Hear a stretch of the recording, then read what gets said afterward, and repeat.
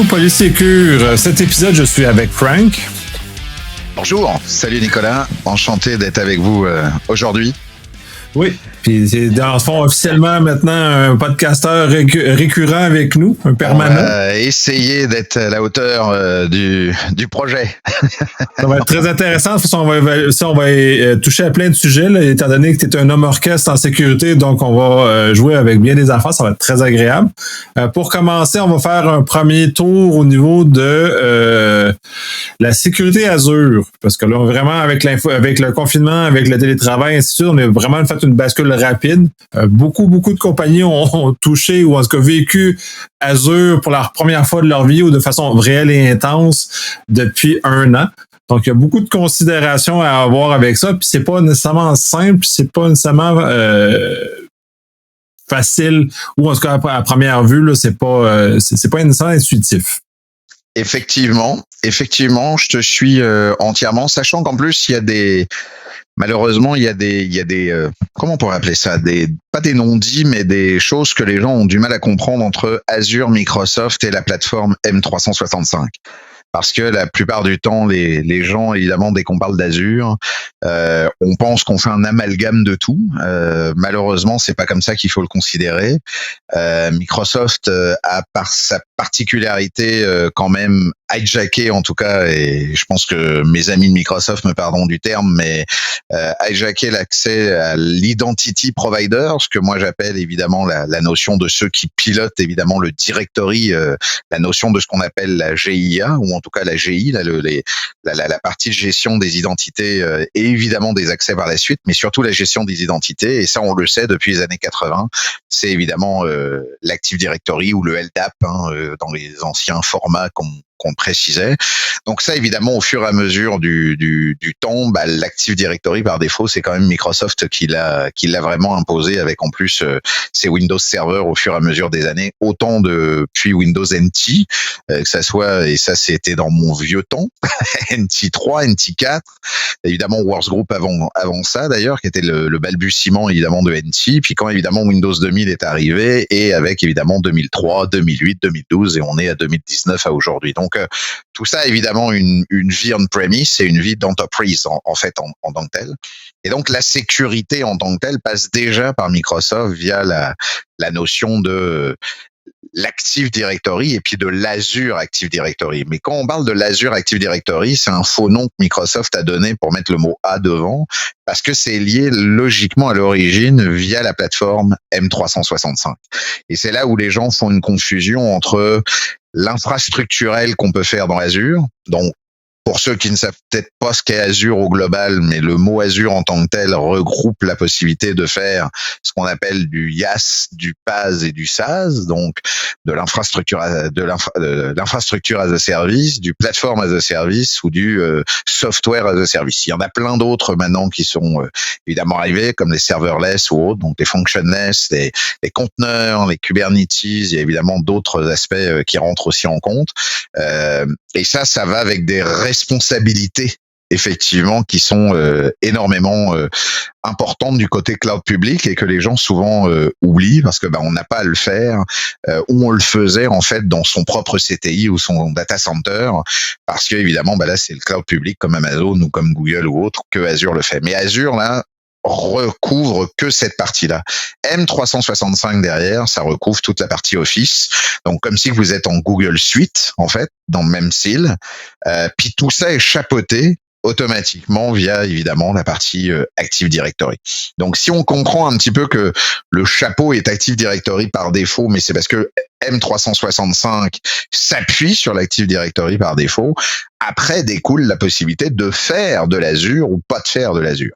Mais c'est pas parce que vous avez un Azure ou une subscription Azure que vous avez évidemment la possibilité de faire du PaaS et du SaaS et du IaaS, parce que évidemment il faut obligatoirement avant ce qu'on appelle un tenant ou un Active Directory pour avoir évidemment la plateforme. D'ailleurs, la meilleure manière de créer ça souvent, c'est que si vous créez un compte évidemment M365, il s'appuie derrière à créer en fait un Active Directory qui est évidemment accessible tout de suite.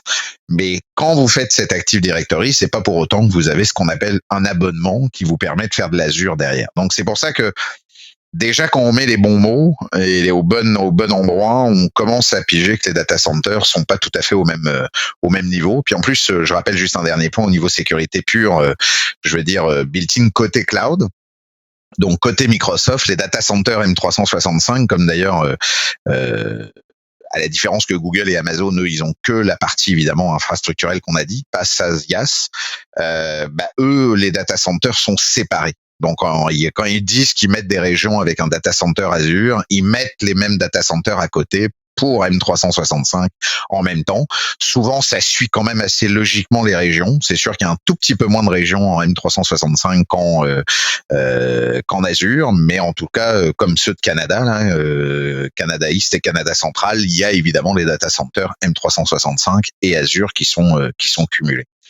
Donc oui, effectivement, la sécurité est l'essence même à ce niveau-là. Donc ça, c'est si on les sépare, on arrive à comprendre qu'on ne tape pas au même endroit lorsqu'on parle de sécurité de l'un à l'autre. C'est ça le souci. De un point, puis c'est important, puis je trouve ça très intéressant, tu as amené justement l'angle de confusion entre M365 ou O365 pour les plus vieux et Azure, parce que ces enveloppes-là, les gens sont confus parce qu'on a des fonctions Azure dans M365, mais la réalité, c'est que la vraie dorsale d'un tenant, c'est nécessairement l'Azure AD qui est à l'intérieur, parce qu'on ne peut pas vivre avec deux Azure AD dans un même tenant.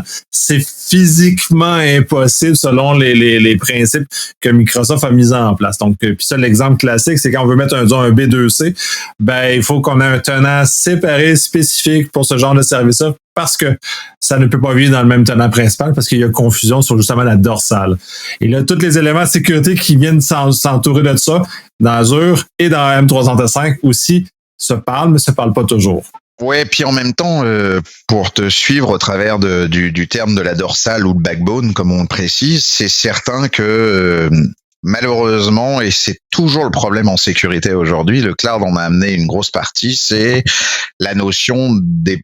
Moi, à chaque fois que j'essaye d'expliquer quelque chose en sécurité, c'est de dire est-ce qu'on parle du même contexte et du même glossaire. Et la problématique à aujourd'hui, c'est qu'on dit AD, on dit directory, on dit tenant, on dit multi-tenant, mais on dit pas multi-directory, mais tout ça veut dire la même chose. C'est que c'est de toute façon... Peu importe si on l'appelle comme une base de données ou une base objet d'identité. Alors c'est sûr que le terme et le vrai terme devrait être directory et devrait être tenu comme directory. Pourquoi on a dit tenant après coup, c'est parce que ça sous-entend une certaine mauvaise traduction par rapport au français, c'est le côté locataire, parce qu'en fait tu deviens sous-locataire de Microsoft. Pourquoi ? Parce que malheureusement Microsoft accepte la fédération.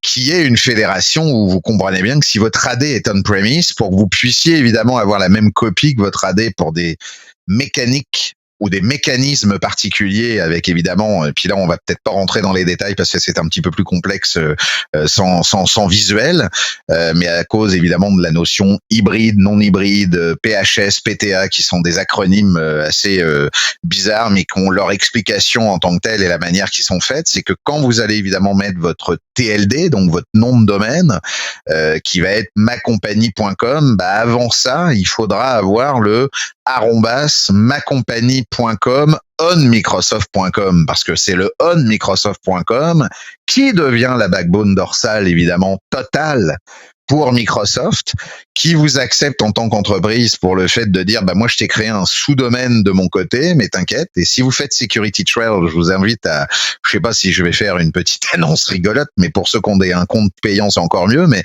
si vous faites Security Trail et vous regardez les sous-domaines de Security Trail, mettez onmicrosoft.com, puis vous allez voir, il vous sort pour 2,1 millions de sous-domaines derrière, donc on peut faire de la recon là.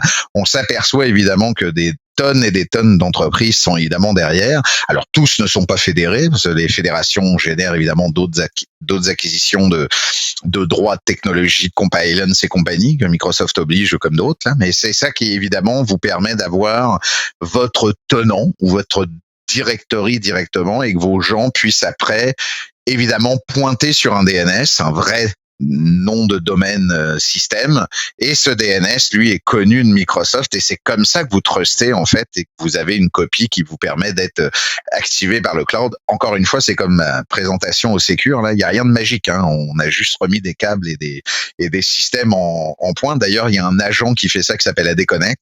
Ce qui est très drôle, c'est un des agents qui a le plus de mises à jour depuis ces 5 dernières années, et qui est l'agent qui a évidemment été le plus volontairement hacké, détourné, géré et normalement protégé avec la DDS, ou éventuellement avec ce qu'on appelle les serveurs qui sont entre deux, pour évidemment faire les passations entre le on-premise et le cloud, si on n'est pas arraché et mis au cloud complet.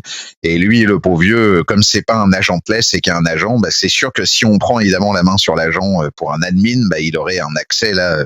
On parle de Kerberos, ou d'être domaine admin quelque part, ou d'être golden ticket. Bah là, vous n'êtes pas golden ticket quand vous avez accès évidemment à la déconnect. Il y a eu un bug comme ça, il y a eu 2 ans où malheureusement il y a eu quelqu'un qui a permis justement de vérifier qu'on pouvait récupérer le MSOL, qui est en fait le numéro de sécurité, et le compte de service qu'AD-Connect utilisait. Seul problème, c'est qu'ils avaient mis ils généraient la clé en temps réel avec des choses qui se passaient sur la machine. Bah, ça n'a pas été très compliqué évidemment pour certains pour aller récupérer ça. Ils ont refait comme si qu'on était en install classique, et puis ils ont retrouvé. J'ai même fait une présentation autant au bootcamp Microsoft qu'à Coackfest pour présenter cette partie, et on arrive à récupérer en clair le mot de passe et le compte de service, qui faisait qu'à l'époque vous étiez donc c'était en dessous de la 1.321, donc faut être surtout en .22. J'ose espérer que tous ceux qui seront pas en dessous d'un .21, 1.321, vous êtes mal les gars, faut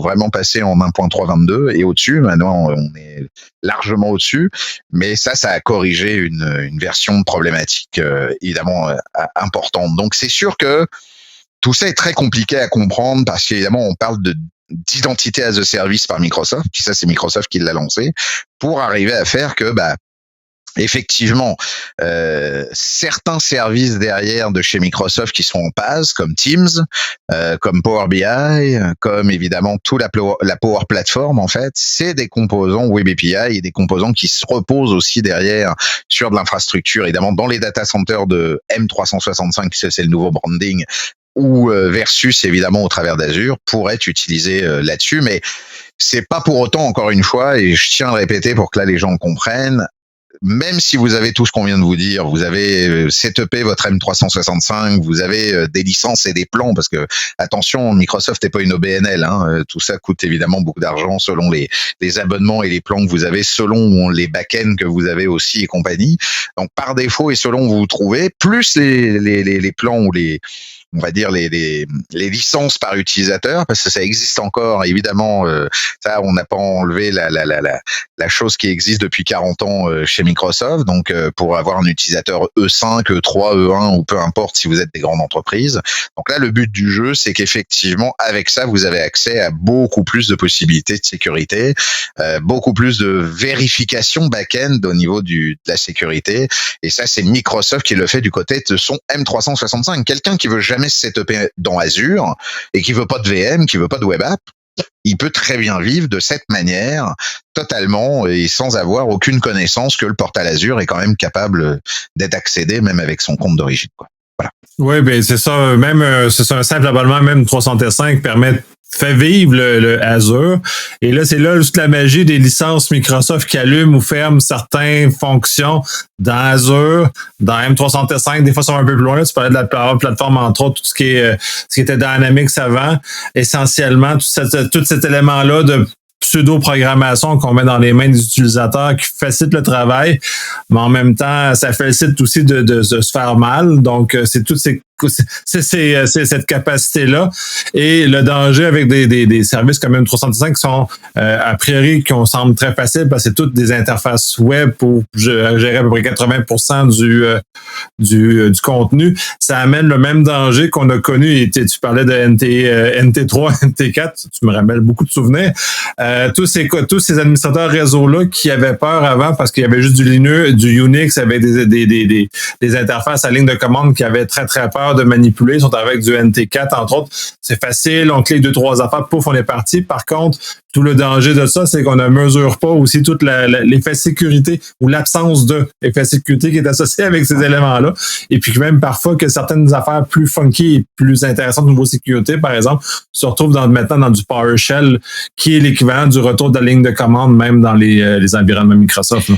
Oui, et puis en même temps, pour poursuivre sur ce que tu dis, Nicolas, ce qui est très drôle et intéressant en même temps, c'est que tu t'aperçois que, comme je l'ai précisé d'ailleurs lors de ma présentation, je veux pas refaire encore une publicité sur Secure, mais j'en fais quand même une, et sur évidemment Splinternet, mais encore une fois, quand on me posait la question si le cloud est sécuritaire, donc je vous invite encore une fois à savoir si vous pouvez aller revoir ma presse au Secure, vous verrez pourquoi je le précise, mais on se pose la question à savoir est-ce que tout est américain ?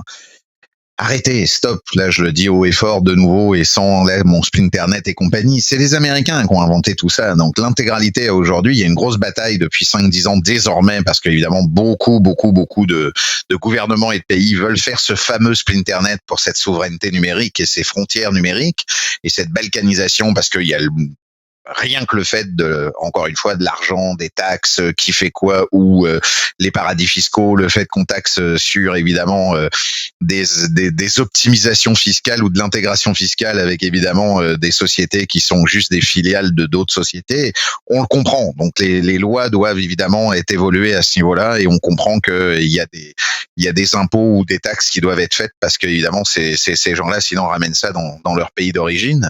Mais là où il faut comprendre, c'est que, comme je le précisais lors de ma presse, et ça revient à ça, c'est que tout ce qui est les domaines name server et l'ICANN se trouve avec des domaines distribués. Aujourd'hui, il y en a la plupart, les fameux 13 name domaines, les root serveurs sont encore pour la plupart, à part 2 d'entre eux, sont tous aux États-Unis. Les 2 autres, il y en a un aux Pays-Bas et l'autre était au Japon. Ou si c'est pas le Pays-Bas, c'est l'Allemagne et l'autre est au Japon. Donc je vais vous dire, avec tout cet aspect-là, de préciser en même temps est-ce que c'est sécuritaire ou est-ce que j'ai pas envie que ça soit aux États-Unis, c'est trop tard. Sinon, vous allez jamais consommer de Microsoft, vous allez jamais consommer de AWS, vous allez jamais consommer de Google. Et dès que vous sortez de toute façon de votre propre provider, vous êtes déjà avec, au bout de 5 pings, vous passez déjà par les États-Unis de toute façon, puisque sur à peu près une moyenne de 15 à 22 pings, c'est à peu près l'équivalent de 70% qui passent par les States. Donc, tout ça est encore une fois à savoir qu'est-ce qu'on veut protéger, comment on veut le protéger, qu'est-ce que c'est. Le cloud, on n'a pas le choix. Le pourquoi on veut protéger ou pas, c'est on n'a pas envie de protéger, c'est les données qui sont importantes. Mais là, il y a d'autres moyens pour le faire avec les chiffrements, l'encryption bar métal de base, l'encryption évidemment que vous pouvez vous faire vous-même avec vos propres clés. Évidemment, le cloud public a pas été idiot. Maintenant, vous pouvez faire du BioKey et du BioE, donc soit du Brown on your encryption ou Brown your key avec vous. Donc ça sous-entend aussi que eux-mêmes ne sont pas capables évidemment de le lire puisque c'est votre propre clé publique que vous avez. Donc vous n'avez pas filé votre clé privée. Donc ça aussi c'est pas très compliqué à le comprendre. Et de l'autre côté, c'est oui, mais non, j'ai plus à faire de data center. Ouais, je sais pas si vous voyez le pognon que vous venez d'économiser. Microsoft aujourd'hui, c'est 1,1 milliard de dépenses annuelles pour la sécurité. AWS, c'est pareil. Qui dépense 1,3 milliard aujourd'hui comme Google ou Azure ou AWS? Même pas un gouvernement, même pas les plus grosses entreprises qui se disent les entreprises de classe mondiale. Non, il n'y a pas d'entreprise de classe mondiale. Eux sont des entreprises de classe mondiale parce qu'ils ont 64 locations évidemment à protéger. Et c'est comme une compagnie aérienne. Si la moindre erreur se passe évidemment dans le truc, tout le monde va s'écrouler et tout le monde va repartir dans ses affaires. Donc ils n'ont pas le choix. Donc par défaut, je vous dirais qu'il vaut mieux les laisser au niveau de la responsabilité. C'est sûr que le backup se fait à l'envers cette fois-ci, c'est d'être sûr que demain Microsoft vous hijack pas comme AWS et les autres à vous prendre à dire là moi j'ai décidé de plus être à 6,80 par user mais à 8,40 puis que vous voulez pas, mais ça, c'est une autre terme de sécurité. C'est la sécurité du gouvernement, de l'État, des lois.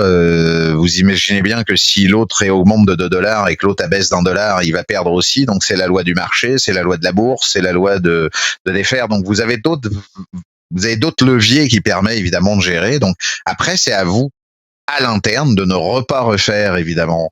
Il faut surtout pas refaire comme vous le faites, évidemment, dans le monde réel, on va dire, et en mode silotique ou en mode comme on faisait. Donc, la seule chose que j'aurais à vous dire ou à faire passer comme message aussi aujourd'hui, c'est si vous faites du cloud et de la sécurité, il faut le voir ça comme vous êtes des cow-boys et vous gérez ça comme du bétail. Donc, en toute logique, c'est pas ce qui vous allez mettre. Vous n'allez pas faire une petite VM comme vous le faisiez à l'époque avec un petit serveur, un petit animal de compagnie. Vous allez le caresser dans le sens du poil. Vous allez lui donner à manger tous les jours. Vous allez le faire nourrir. Vous allez lui donner du foin. Vous allez le sortir dans le pâturage. Vous allez faire les petites choses comme il vous faut, avec tous les trucs, les petits patchages qu'on n'a pas notifiés dans la doc, qu'on n'a pas fait d'informations et on n'a pas prévenu les copains. On n'a pas fait de transfert de connaissances virtuelles. Un dégât dégage, on sait même plus comment ça fonctionne parce qu'on voit pas. Non, c'est fini ce monde-là. Ce monde-là, en toute logique, du côté cloud, c'est que vous êtes vraiment du bétail, c'est-à-dire on s'en fout du serveur que vous mettez parce que de toute façon, ils vous mettent les accès. Puis là, je reparle dans Azure, ils vous mettent des accès des images golden les plus à jour, à moins de. Maintenant, Azure, c'est même pas 60 jours où tout est déjà patché. Donc aujourd'hui, ça cause même des problèmes des fois quand on veut tester avec évidemment des versions antérieures parce que c'est très compliqué à les récupérer ou à les avoir si on met une vanille ou si on récupère from scratch. Et puis de l'autre côté, en même temps, ça prouve aussi d'un certain sérieux de leur part. Donc vous, de votre côté, votre valeur ajoutée, c'est quoi? C'est le fameux mot infrastructure as code, mais bon, là je mettrai des bémols là-dedans, mais effectivement, le infrastructure as code est votre capacité à automatiser, à faire du CI/CD sur certains points, mais être capable de faire du disaster recovery, de permettre de faire des backups dans le bon sens, comme des snapshots et autres, et de repartir vos machines si c'est pour le coup du IaaS et de la VM, mais en même temps de vous inclure à faire du PaaS au maximum et du SaaS, parce qu'évidemment, ça veut dire que les responsabilités sont du côté de Microsoft ou AWS et pas du vôtre, et d'essayer de pas réinventer la poudre. Posez-vous la question que si vous êtes une entreprise qui fait du développement ou vous êtes une entreprise ou un gouvernement qui fait de la donnée, pourquoi je repassais en IaaS? Quelle est la valeur de dire est-ce que mes gosses sont là pour maintenir, faire de l'évolution, aller voir les CVE details, être sûr et certain que j'ai bien patché, de le faire de les patcher, de recommencer à patcher, et donc de recommencer à faire un animal de compagnie et de lui faire que vous allez le ressortir au pâturage et autres. Et c'est faire Microsoft, il le fait built-in. Ouais, puis comme tu dis, ils mettent tellement d'argent dans tout ce volet-là des choses, c'est complètement fou de dédoubler par-dessus ce que Microsoft fait déjà quand c'est inclus dans ce qui nous charge de toute façon. Et on n'aura jamais la capacité, aucune compagnie va avoir la capacité de mettre du temps et de l'énergie comme Microsoft, AWS et Google font dans la sécurité de leurs infrastructures. Et même nous forcer la main, là, tu disais, là, c'est difficile parce que des fois, retourner en arrière, c'est très difficile, mais le fait d'aller en PaaS puis en SaaS, ça fait que la parade est partie et tu n'as plus le choix de suivre la dite parade parce que s'il déploie un API, s'il change un fonctionnement parce que soit il est jugé c'est non sécuritaire, il y a un milieu de ça, on a le bénéfice de la sécurité, mais on a aussi le fait qu'il faut suivre. On n'a plus, ouais, non, ça me plaît pas, moi, mes utilisateurs n'aiment pas ça parce que, non, on avance. Vraiment. En même temps, comme tu le dis, on avance vraiment, mais là où moi ça me choque, c'est d'entendre que en fait, ça m'amuse de redépenser 2 fois la même chose par rapport à des gens. Alors, je sais qu'il y a des problématiques où des gens ont plutôt la tendance à dire « Ouais, mais je vais pas virer 25% de mon monde. » Mais non, c'est pas la bonne question. La bonne question, c'est pas tu dois les virer, c'est que tu aurais dû être prévisible à les avoir réadaptés et à les former. Ceux qui ne veulent pas, ceux qui veulent pas éventuellement faire. Là, je suis assez intransigeant et là, je remets ma casquette de sécurité, Red, Blue Team, et puis j'ai rien contre truc, va changer de métier et va faire autre chose, pour pas te dire d'autres métiers qui pourraient être considérés comme étant mauvais métiers. Donc c'est pour ça que je dis pas de métier, je dis va faire autre chose que de l'informatique. Mais par défaut, quand tu es en informatique, tu dois t'auto-adapter. La règle de l'armée américaine des Navy Seals, c'est improviser, s'adapter, dominer. Ça rentre dans le même cadre que de toute façon, nous c'est notre leitmotiv au niveau sécurité, mais c'est le leitmotiv à tout prix de toute entreprise. C'est ce qu'on a fait pendant la pandémie. On a dû improviser, on a dû s'adapter, on essaye au bout d'1 an et demi de dominer. On va se réadapter avec un mode hybride, avec un mode point, et on a vu très fortement que, encore une fois, si on n'a pas notre propre culture de faire éventuellement une entreprise qui fait les vaccins, on est dépendant, qu'on n'a pas de manière de gérer de manière holistique nos choses, on va être obligé de dépenser beaucoup plus d'argent et ainsi de suite. Donc, quel est l'intérêt de réinventer où là la valeur ajoutée, nous notre valeur et la valeur des gens sont de vendre le produit sur lequel ils doivent vendre ou leur idée ou leur principe de toute chaîne qu'ils veulent vendre. Donc réinventez pas ce que en train de Microsoft, Amazon et Google ont mis presque 14 ans pour 2006 pour Google, 2003 pour Amazon et 2008 pour Azure, si je prends les premières versions qui n'étaient pas le mot Azure à l'époque, 2010 quand il l'a sorti officiellement et 2016 pour la nouvelle version. Donc par défaut, ces gens-là ont 10, 15 ans, 17 ans, 18 ans pour AWS, même si c'est réinventé 4 ou 5 fois. Là. Donc je veux dire que et là, sans compter Alibaba, sans compter Oracle, sans compter IBM surtout, Oracle étant un peu différemment, on va pouvoir plutôt appeler ça un data as a service, mais dans son gros truc Oracle interne.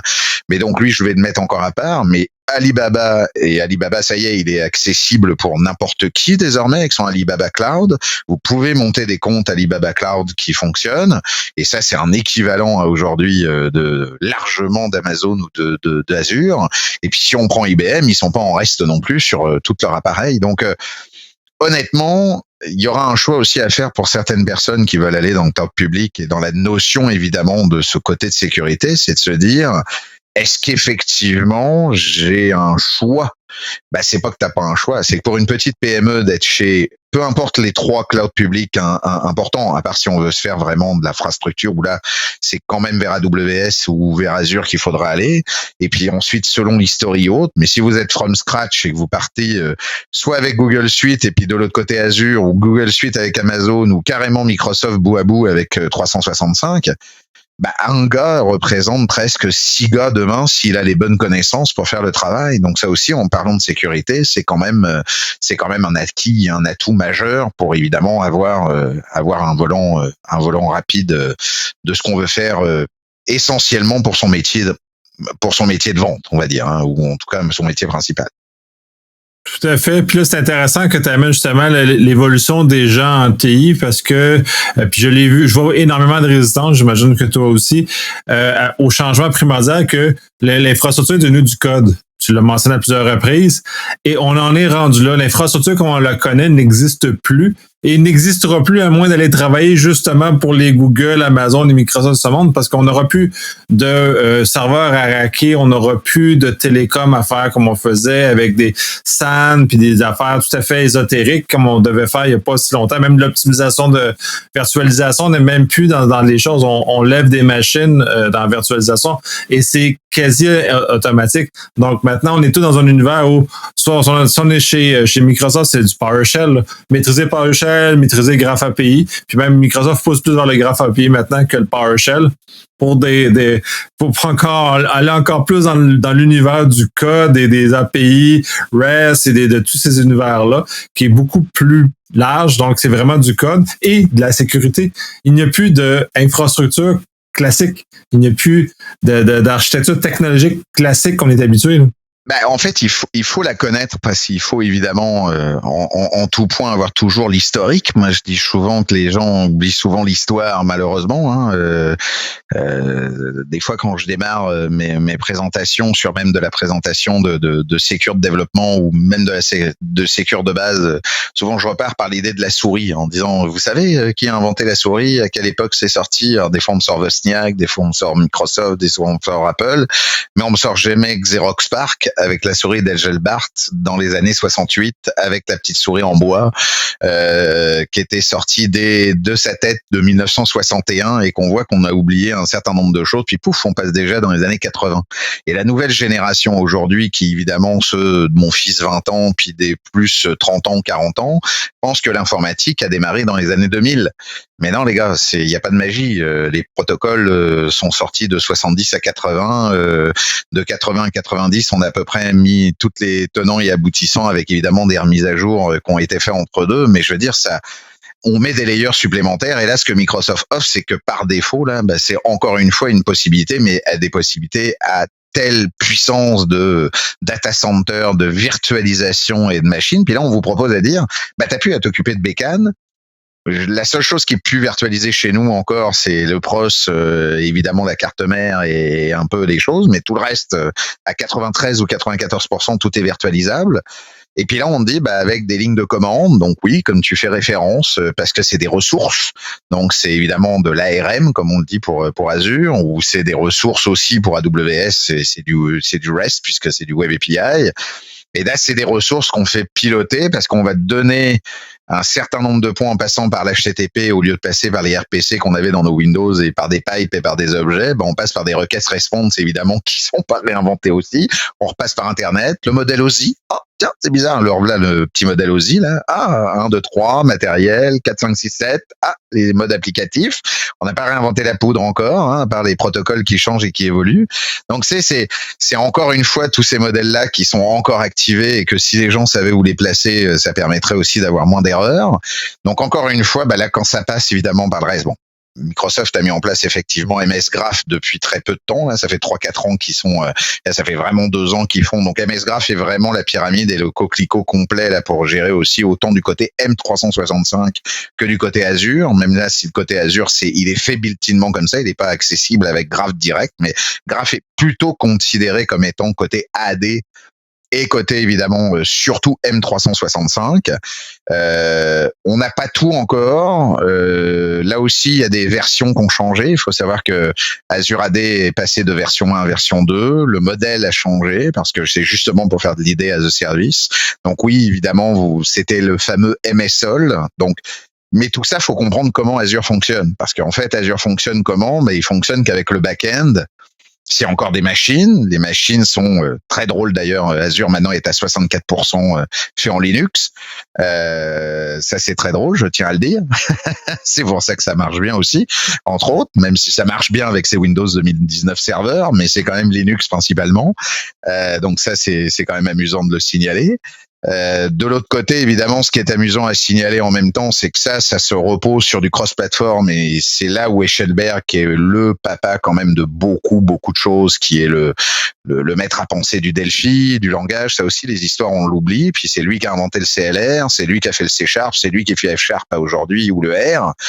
C'est tout ce monde-là qui fait que derrière, il y a un .NET, donc il y a un parterre. Pourquoi ils ont fait autant de chienlit, excusez-moi du terme, mais avec Vista et Windows 7, c'est parce qu'il fallait passer à coup de, peu importe là, on allait le broyer à mort, à le gaver comme une oie là, c'était à mettre ce CLR partout sur évidemment là, et Windows 10 repose sur le CLR .NET parce que le CLR .NET demain est reposant sur Azure et M365 et c'est ce que vous en bouffez à tous les jours.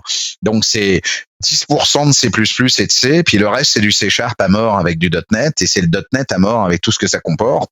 Et ça, le .NET fait les DLL font les modules PowerShell, les modules PowerShell fait PowerShell, PowerShell lui-même est fait en .NET, et évidemment de l'autre côté, AZCLI, pour être cross-platform avec ces messieurs macOS et puis Linux, est fait en Python, mais qui lui-même réinterroge les modules PowerShell, qui réinterroge les DLL SDK et qui réinterroge le Web API derrière. Donc, quand vous savez comment la ligne fonctionne, mettez-vous au point des Web API, vous saurez tout ce qu'ils font aujourd'hui. Puis si vous savez après vous débrouiller un petit peu en scripting, en développement et compagnie, là vous avez évidemment accès. Donc, c'est là où vous pouvez après jouer avec évidemment l'Azure AD, vous pouvez jouer avec évidemment les M365, vous pouvez jouer avec les CLI. Puis tout ça en plus, pour être très drôle, c'est que même le Docker CLI, puisque c'est la nouvelle coqueluche avec évidemment les conteneurs et ses orchestrateurs, je vais le préciser, le Docker CLI lui-même a même d'origine été remodifié ces derniers temps pour être compatible avec les ressources groupes et les tenants ID et les subscriptions d'Azure et les ressources groupes et ou en tout cas les façons de faire LDAP de AWS pour pouvoir aller gérer les ACI ou le ECS, donc les fameux conteneurs instances ou les conteneurs éventuels d'AWS pour pouvoir le gérer de la même manière. Encore une fois, et il vaut mieux utiliser d'ailleurs Docker CLI que les choses en PowerShell ou en AZCLI, que ça soit pour Azure ou AWS, parce qu'en fait Docker CLI prend vraiment beaucoup plus à large en termes de sécurité, des contextes et autres. Mais encore une fois, on n'a pas réinventé la poudre à ce niveau-là en termes de sécurité pour pouvoir évidemment gérer correctement les choses. Après, c'est que du bon sens dans ce qu'on ferait aussi soi-même. Les comptes at least, il faut des comptes brise-glace, il faut des mots de passe à 30 caractères, il faut du two-factor, il faut du conditional access. C'est ça qui est la beauté des choses. C'est quand vous le faites une fois, vous le faites à large et pour la planète entière de toute votre entreprise. C'est que vous soyez en Australie, en Europe ou en Amérique, le AD, pof, vous allez pointer au même data center de Microsoft, quoi. Oui, puis j'ai trouvé ça très intéressant quand tu as abordé la compréhension. Puis dans le fond, d'un côté, j'ai abandonné un peu ça, mais le fait d'avoir poussé dans la dernière année, j'ai poussé Azure et M365 très, très, très loin dans ses retranchements en termes de pousser des fonctions qui sont pas bien documentées ou aller très, très loin. Et c'est quand tu commences à jouer à ce niveau-là, tu commences à comprendre comment tout est fait en dessous et que dans le fond, ton Exchange Online, c'est juste des exchanges comme on avait sur site avant, mais qui ont découplé de l'élément ensuite. Fait que là, quand on comprend la relation là-dedans, dans le fond, il y a aussi même ce qu'on pourrait considérer des lenteurs, parce que dans le monde d'instantanéité, des fois, quand la configuration prend 1 heure avant de s'appliquer, il faut comprendre pourquoi en arrière Azure prend 1 heure, parce que quand on lance une commande, on rentre sur l'autoroute des commandes où tout le monde passe dans le même autoroute, puis là, on est filé comme les autres. Tu peux pas aller plus vite, l'autoroute est bouchée pour tout le monde, ou peut-être on a une voie réservée, mais si notre propre voie réservée est bouchée, ben on peut pas aller plus vite que notre propre voie réservée. Fait que toute cette compréhension-là aide à mieux vivre là-dedans. Puis ce que je constate, il y a beaucoup de gens avec qui je travaille qui ne maîtrisent pas ou ne comprennent pas tout ce qui se passe en dessous. Ils pensent qu'on fait tout l'effet dans le fond, l'info magique, tout de penser que tout arrive comme par magie, tout est facile, tout est... Ouais, j'appuie sur le bouton, mais ça marche pas. Non, mais c'est parce que tu as comme un vrai exchange en dessous, ton annuaire doit être synchronisé avec ton exchange, ton annuaire aussi est synchronisé avec Teams, ton annuaire est synchronisé, là tu parlais avec les Dockers, qui sont tous en Linux, c'est ça qui est particulièrement comique quand tu creuses un peu, tout est en... C'est un univers qu'il faut effectivement comprendre, puis on va réinventer. C'est oui, ça. mais puis en même temps, je t'avouerai que les gens des fois me précisent, j'essaye de leur faire, parce que c'est toujours dans la sécurité ou dans le côté cloud en tant que tel. Là, on parle évidemment essentiellement de Microsoft parce qu'il est toujours plus ou moins un peu plus difficile d'aspect quand on n'est pas un bébé Microsoft ou qu'on n'a pas compris comment Microsoft fonctionne. Parce que Microsoft a sa façon de faire. Est-ce qu'il est mieux ou moins bien qu'AWS à aujourd'hui ou d'autres? Ils ont eu leur même manière. Je dirais qu'AWS, lui, n'était pas constructeur d'OS d'origine, donc c'était peut-être beaucoup plus facile pour lui de basculer. Le fait est d'être à 90% sur Linux et de s'auto-adapter avec ça, et d'avoir une vision de microservices parce que la boutique avait déjà démarré là-dessus et que par défaut, leur boutique leur amenait évidemment une volonté de dire tout ce qu'on a fait pour la boutique, je vois pas pourquoi on pourrait pas le proposer ailleurs. C'est comme ça que ça a démarré en 2003 jusqu'en 2006. Puis qu'en 2006, quand c'est sorti vraiment avec AWS console là ou AWS service, c'était évidemment le but du jeu. Mais là où il faut le comprendre, c'est que si je reprends la partie Microsoft, c'est que la partie Microsoft en tant que telle, l'AD, c'est 3 data centers énormes qui font l'équivalent du Stade Vidéotron de Québec multiplié par, je crois, 10 ou 20, et qui sont qu'à 3 endroits sur la planète, c'est qu'ils sont toujours qu'aux États-Unis. À date, il y en a qui sont en cours de construction à cause de la GDPR en Europe, mais pour le moment, il y en aurait 2 pour faire de la géolocalisation, évidemment, d'AD, mais là, pour le moment, c'est pour 2021, parce qu'à cause de la pandémie, il y a eu un décalage. Donc, quand les gens me disent, oui, mais moi, ma donnée, je veux qu'elle soit au Canada ou que je veux qu'elle soit au truc, oui, mais ton AD, elle est déjà à 100% de toute façon au State. Donc, par défaut, puis ça, c'est pas grave avec ton AD Connect, parce que si tu savais comment ça fonctionnait, dans la doc de Microsoft, ils te le disent. L'AD Connect itère 1000 fois par un chat 256, ton synchronisation de password dans le point. Donc, je peux même pas le savoir. Je viens d'itérer 1000 fois et je viens de faire un hash d'un chat 256 pour mettre ta bouillie seulement en plus. C'est ton hash, ta bouillie. C'est la bouillie que j'ai itéré en plus 1000 fois en chat 256. C'est même pas le mot de passe en clair que j'ai fait parce que toi, tu m'as passé simplement un hash. Donc, là aussi, c'est complètement utopique de croire, oui, mais mes mots de passe vont être en haut. Non, t'as pas de mot de passe, t'as juste un hash, et en plus, dans ton hash, il est en plus, encore une fois, crypté et itéré à ce niveau-là. Donc ça, faut se calmer aussi 2 secondes, là. Puis c'est pas leur atout à Microsoft de faire ce genre de bêtises en même temps, à ce niveau-là. Puis l'autre débat, c'est de trouver et de comprendre, comme tu le disais, de savoir comment ça marche en arrière ou comment c'est qu'ils ont 4 back-ends. Ils en ont pas 36 en PaaS. Ils ont le back-end Exo, qui est Exchange Online, le back-end SharePoint Online, le back-end Odeo, OneDrive Online ou OneDrive for Business, et évidemment maintenant le TMO ou le MTO, le Microsoft Teams Online. Mais Microsoft Teams Online, c'est simplement plusieurs serveurs qui ne concernent à faire que j'ai intégré Skype, j'ai intégré Link, donc tout ça vous le voyez pas, mais à l'intérieur c'est les mêmes DLL. Donc, c'est le même back-end qui est derrière, parce que quand j'ai racheté Skype, en fait, mes back-ends ont été décupliés. Donc, c'est redistribué dans tous les data centers de la planète de Microsoft, du côté des data centers que j'expliquais de M365. De ça, évidemment, cela se relie avec mes data centers de l'AD. Ça doit être magique à voir. Hein. Honnêtement, moi, j'ai eu la chance d'avoir quelques présentations de cet ordre. Je peux vous assurer que là, on rentre dans vraiment le design des data centers et du scaling à la norme de Istarg à avoir, je sais plus, 2 millions de personnes ou je sais plus combien de millions de personnes par jour en connexion, là, ou 100, non, c'est plus de 100 millions. Non, je voudrais pas vous dire de bêtises, mais en tout cas, c'est beaucoup de personnes au truc. Donc, WebRTC, si on connaît comment on fait du WebRTC, c'est pas si facile que ça pour faire de la vidéo et compagnie et à outrance. Gestion avec évidemment du gRPC, du protocole BUF, des gestions et autres. Enfin, bref, faire de la vidéo en ligne comme ça quand c'est correspondant, je peux vous dire que ça prend évidemment comme MSN à l'époque ou ICQ pour ceux qui sont les plus vieux, avec la petite évidemment pâquerette. C'est pas facile de faire des serveurs de synchronisation et compagnie pour le faire. Ça rappelle peut-être des souvenirs à chacun, mais là vous imaginez ça à large au travers de la pandémie. Donc évidemment c'est quand même assez incroyable. Donc là, le but du jeu, c'est que toute cette partie-là aujourd'hui, c'est que vous avez un point important, c'est la notion que ces back-ends-là, Teams est en train après de bouffer à dire pourquoi ils réinventeraient le wiki. Ils ont leur wiki. Pourquoi ils réinventeraient le stockage dans Teams? C'est OneDrive. Donc, comme j'ai mon OneDrive, c'est par OneDrive.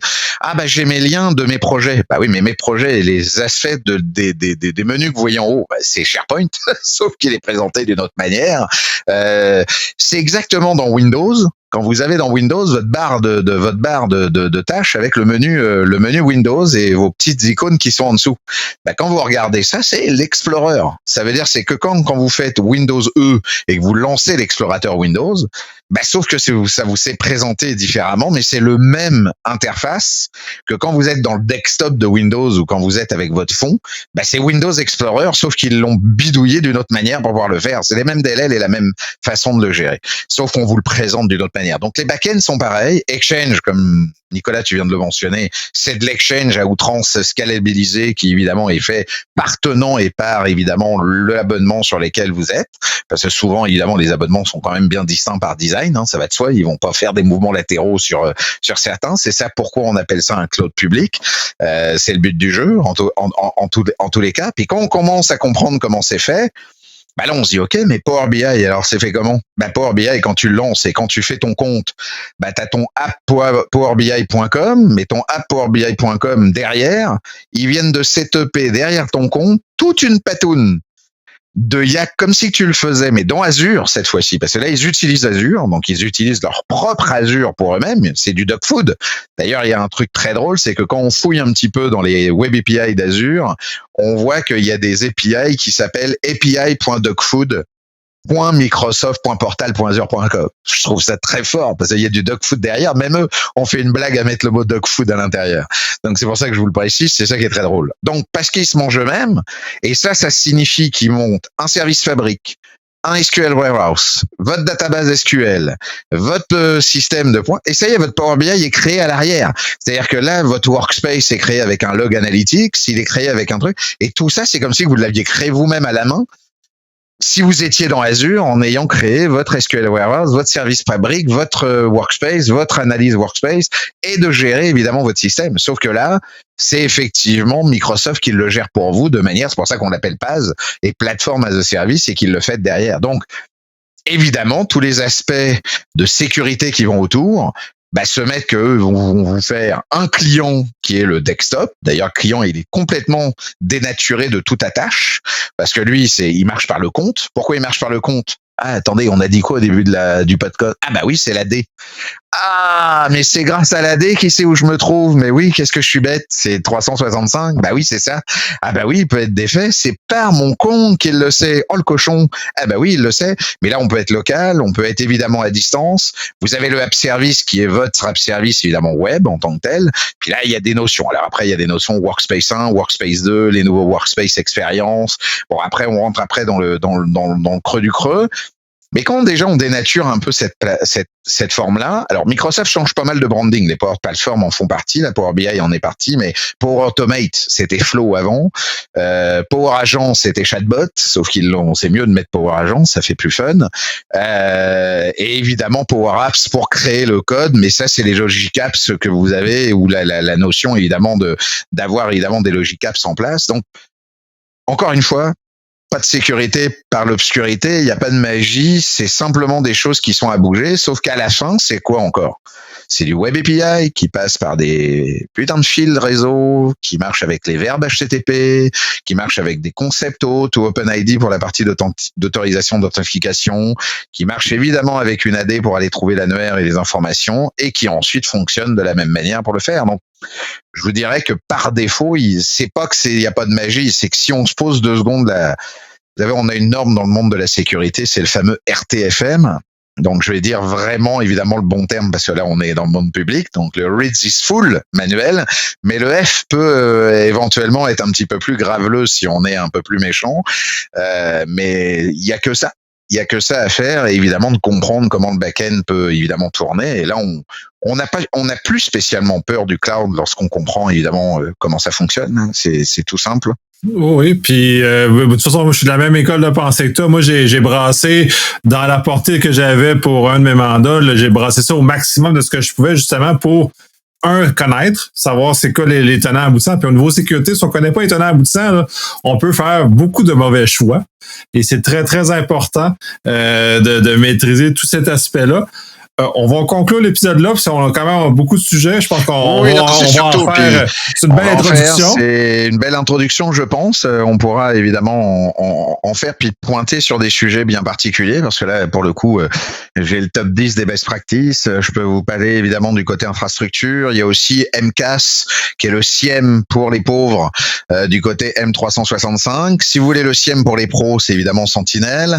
Si vous voulez du posture pour Azure, c'est évidemment Azure Security Center. Si vous voulez du compliance, vous avez Security Microsoft Compliance du côté M365. Donc, même Microsoft a prévu aussi, pour les gens qui n'allaient pas spécialement dans Azure, leur posture de sécurité ou leur système, évidemment, de Cloud Apps, Security et compagnie pour le faire.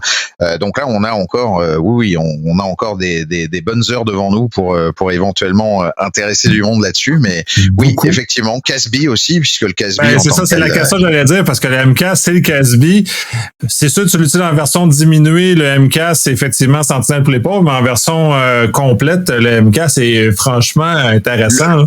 Il est intéressant, mais ce que je veux dire, c'est qu'en toute logique, il peut pas être servi en SIEM en tant que tel. Et là, je parle du SIEM voulu. Il est plus utilisé comme un CASB, une gestion évidemment de ton check par cloud au niveau de l'app, puisqu'ils ont quand même référencé, ils en ont réaugmenté un peu, mais c'est quand même 18 000 apps, autant cloud que donc ça te permet que si tu mets en plus du endpoint avec Windows Defender, puis c'est là où la magie Microsoft s'opère, et ils me font rire, c'est qu'en plus avec Windows 10, ils en ont mis du temps, puis ils ont fait les efforts, on leur a cassé du sucre dessus, on a fait ce qu'il faut, mais désormais maintenant Microsoft Defender fait partie même service depuis 19.03 du Windows, avec des notions de licence et juste avec des petits swatchs genre True False, bingo, vous passez E5, bing, vous avez toutes les modules possibles, Identity Protection, Password Protection, Firewall, système qui renvoie dans les endpoints Defender et compagnie, puis quand même, pour que un de mes copains que je connais, Red Teamer, qui bosse dans une banque verte, qui me dit qu'il a du mal des fois à y passer, c'est que je me dis que par défaut, si lui il a du mal à y passer, il n'y a pas grand monde qui y passe.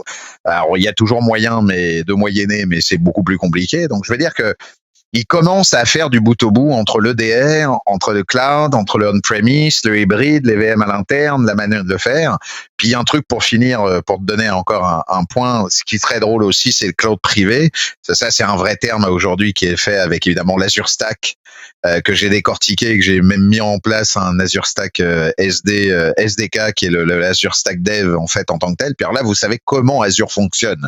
C'est ça qui est génial, c'est que maintenant vous savez en plus le back-end au complet de comment Azure fonctionne derrière, et Outpost qui est évidemment son alter ego du côté AWS. Vous avez la même chose du côté Google aussi, mais un petit peu moins connu ou un peu moins utilisé. Mais là aussi, ça rentre aussi dans un cadre en se disant, est-ce qu'on est sûr de vouloir un cloud privé? Ça pourrait être la question de fin qui permettrait de conclure pour ma part, mais il y a plein de choses à dire. En tout cas, merci Nicolas de ton invitation et de cette possibilité d'en parler. C'est ça qui est cool. Merci de ta participation. À chaque fois, je suis toujours très étonné par l'éventail de tout ça. C'est très agréable.